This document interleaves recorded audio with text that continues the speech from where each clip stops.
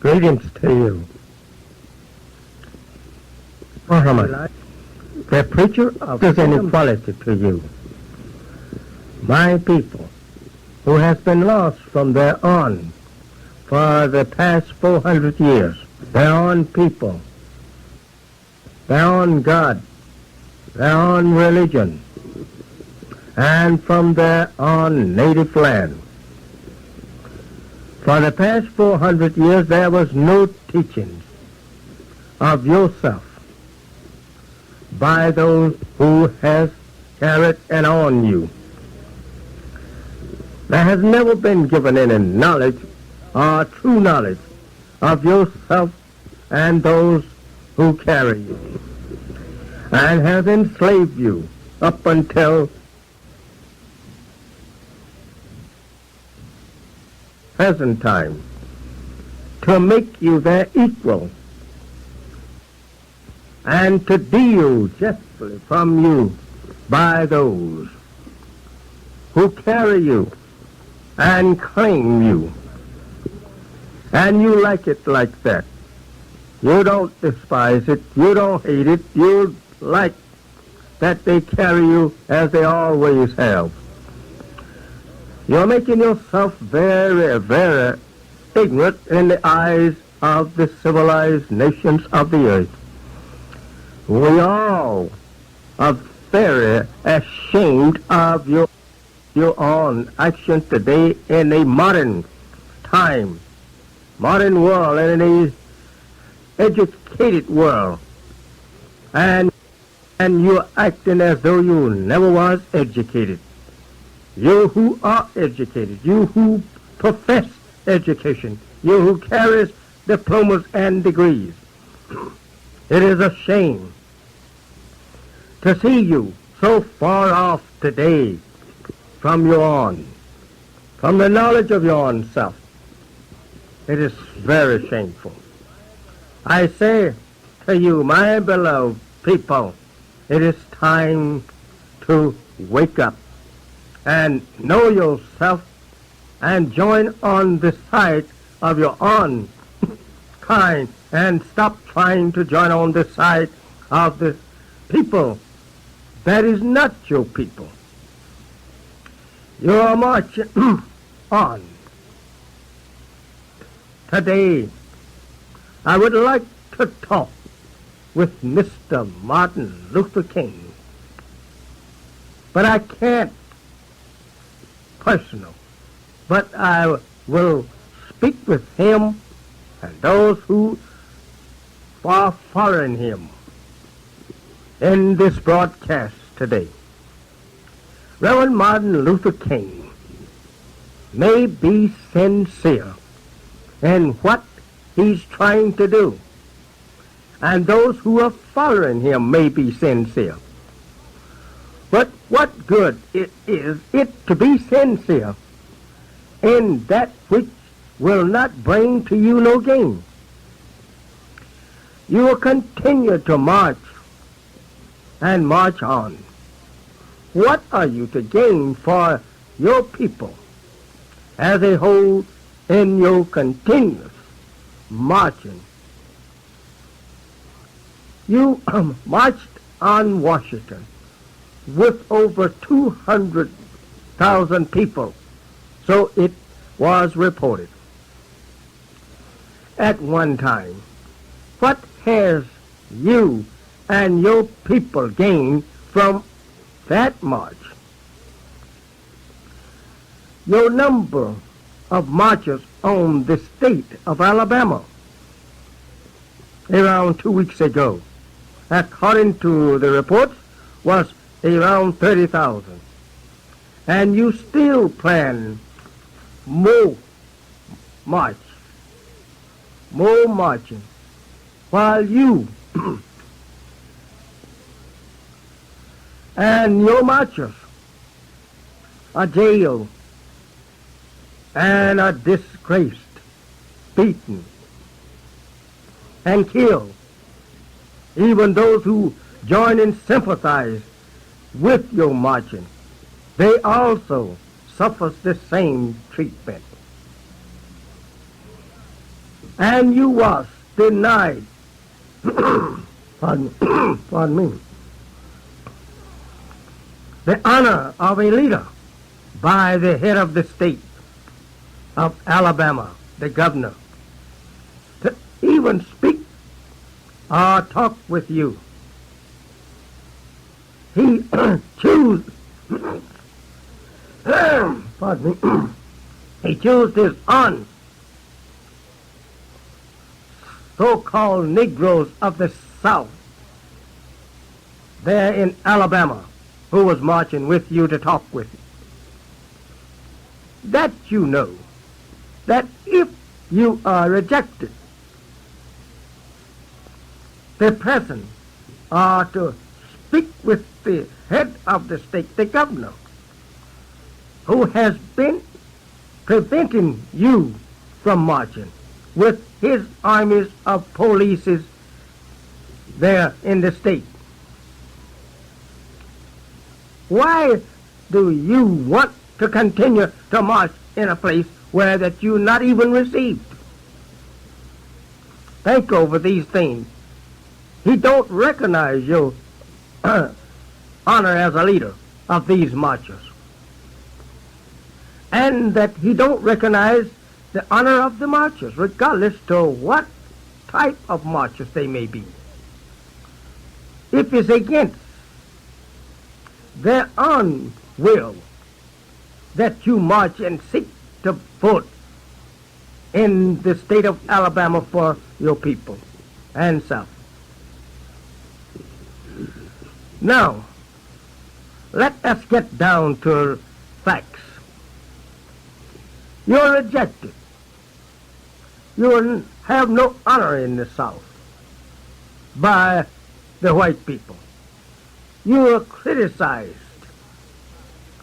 and despised by the southern white people. And they have the power to grant to you the privilege of voting. But do they do this? Are they doing it? They are not doing this for you and your people. And what are you to gain if they allow you to vote and your people? I still ask the same question. That is done here in the North. We can vote here free. But how far are we getting in the North with the freedom to vote for white people to go in the office at Washington and rule us for the next 4 years and the next 4 years and on and on? What are we hoping for? If the South would grant you the privilege to vote, where are you going to get your people at in voting for white people to rule you? There are now 22 million of our people in America, as some claim. And the time have arrived that you and me must find a way for our people other than what we have had in the past. Vote don't get us a future here. The United States of America is owned by white people. The political government is operated and made by the white people.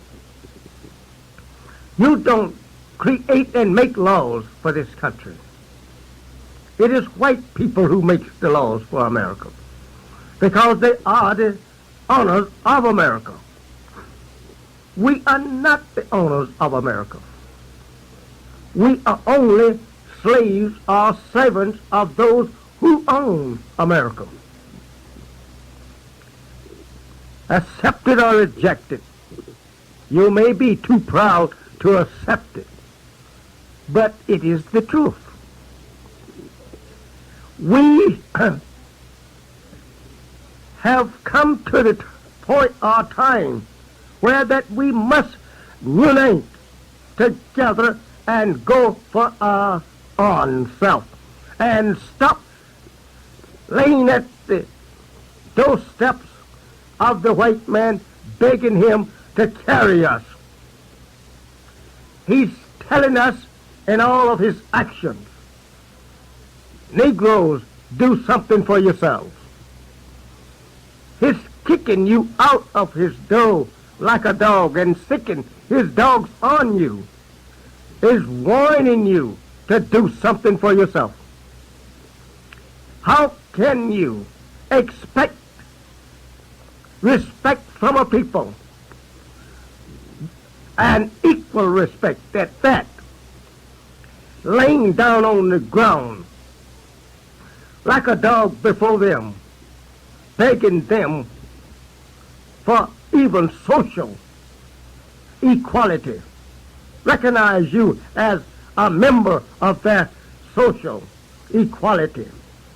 How can you expect people to recognize a person like that in a refined society? I don't care what you really think that they should do. You are silly to think that the white American society will accept the poor black brother out of the cotton and corn fields of the South as he is today, without the knowledge of himself and without the knowledge of the white people of the South that have rule over him, without even the knowledge and practice how to prepare himself or qualify himself to demand equal membership in the refined societies of the nations of the earth. How can you do a thing like that? How can you accomplish your desire in making the white man of the South or the white man of the North to recognize our people until you make them self-respecting, until you qualify them in education and in kindness and respect of self? How can you accomplish anything with a people that needs teaching and training how to take their place among the nation as a people that is worthy of respect and honor? Reverend Martin Luther King, I would like to talk with you in person, but you reject it. Your followers reject it because that you are, as you say, you want to be the brother of white people. And by nature you cannot be. Not to say that they take you as a member of their society. You cannot be by nature. They are not your brother by nature. They are a distinct race of people that God has made and made them with the nature to rule you and me for a set time, 6,000 years, and they have done that job well. But the time has come now that we must go back to ours. The time has come now that we must rule ourselves. The time has come now that we must be placed on some of this earth that we can call our own. If you was asking the government of America for some of this earth that you have helped them to keep and maintain independence from any foreign aggressor, to live on in peace to yourself, to build a respectful society among your people, that they may be accepted by the nations of the earth and even the slave master as being worthy of living in your midst are side by side with you. This would make sense. I have just that on the last page of our paper. Muhammad speaks. I have everything laid out before you to prepare people that would be accepted by all the nations of the earth as being worthy and respectful among the nations to walk or to sit in the society of the nations of the earth as a member. But this you reject. You want to be the brother of white people, and you cannot. They cannot even be your brother if they wanted to be your brother. They could not. It is against the law of nature for a white man and a black man to claim brotherhood. They cannot do it. That don't mean that they probably could treat you far better than they are treating you if you was only qualified for such treatment. You are acting as your fathers did over 100 years ago. This same act, or stage act I should call it, to make master laugh, that they have arrived that you must come off such stage and go on this stage demanding people to respect you as a civilized person of the nations of the earth.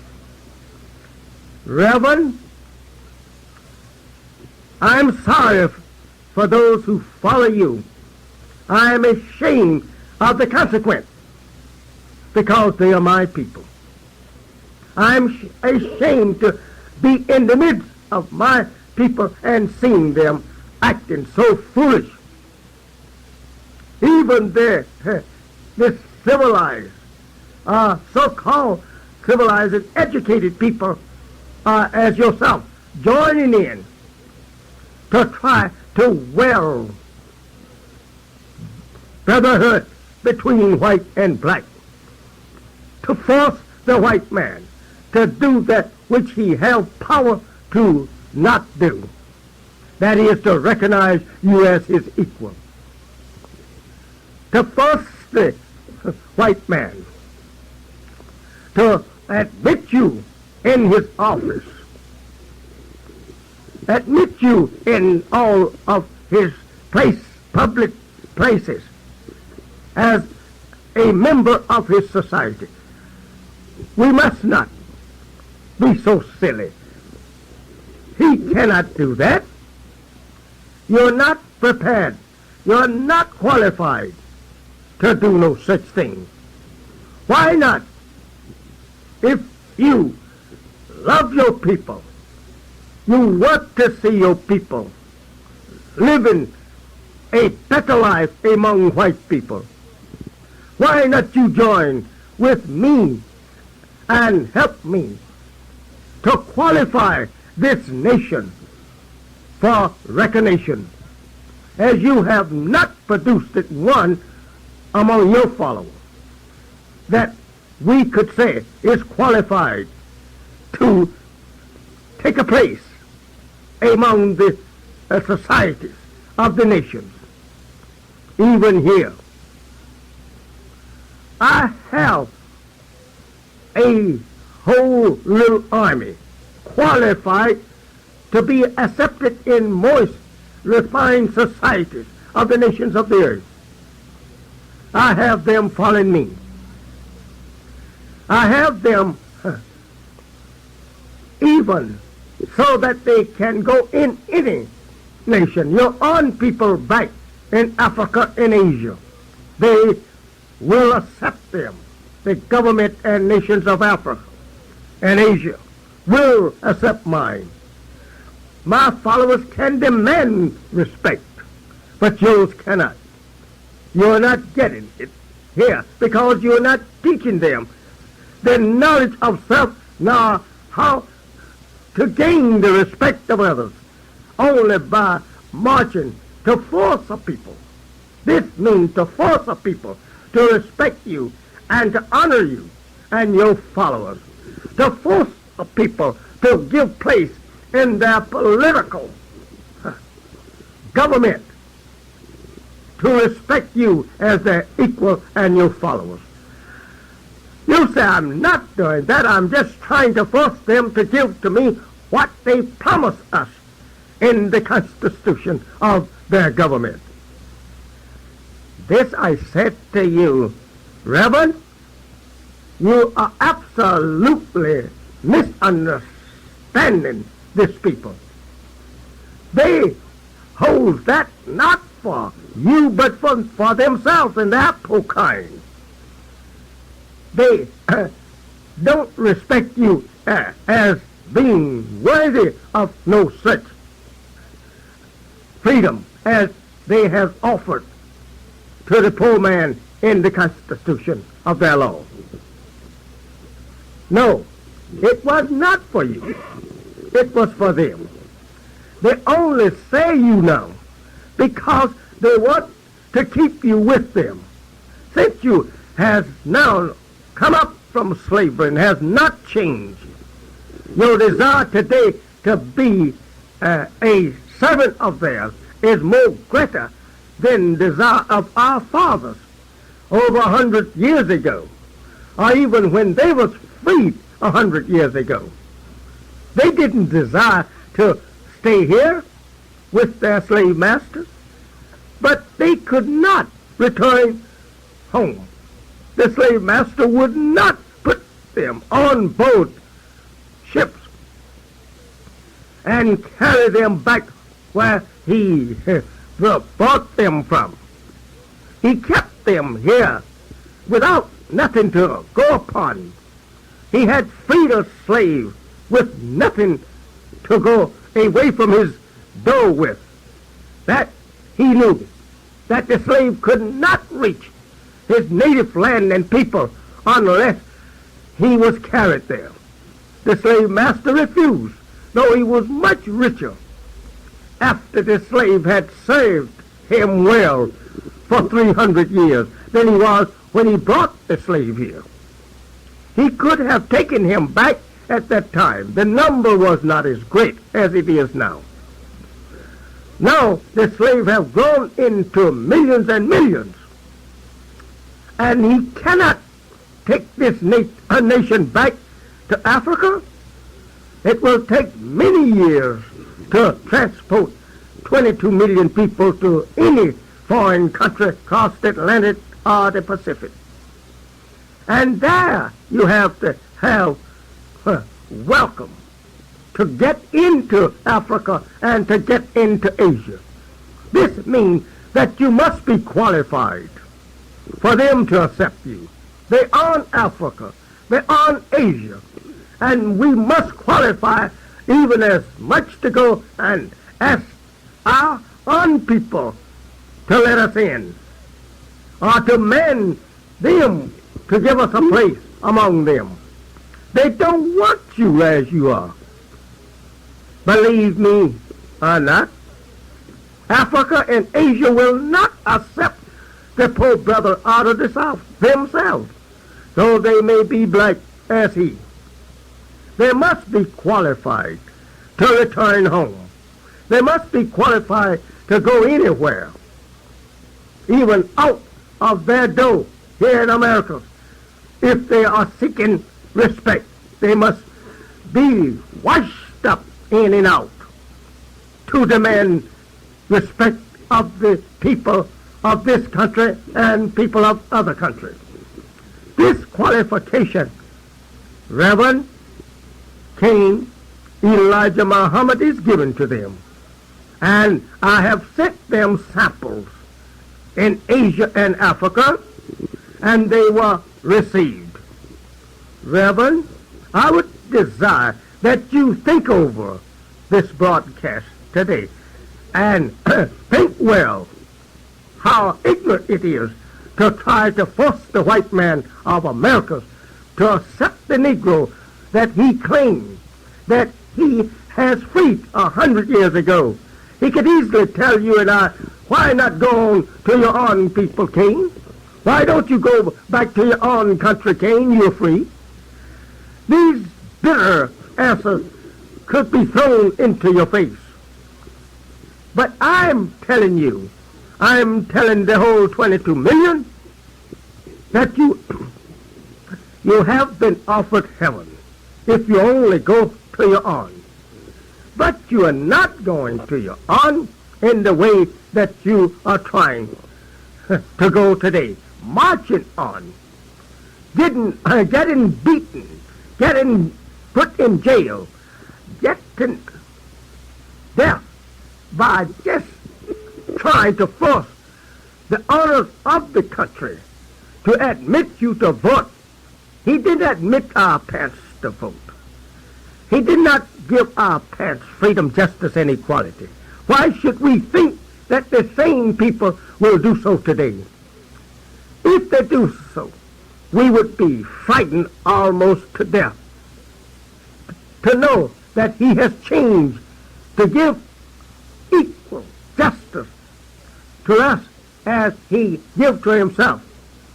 Probably not giving too much equal justice among themselves. We see them fighting and killing each other. We see them doing everything of evil to each other. Why should we want to be a member of a society of people that robs and kill each other? I say, my brother, Martin Luther King, you should change your mind. You should talk with me, and you should unite with me. Though the slave master will do everything to prevent this, but I have told you, and again I must say it to you, that the Holy Quran says, he that forsakes the religion of Islam, but he who makes himself a fool. Assalamu alaikum.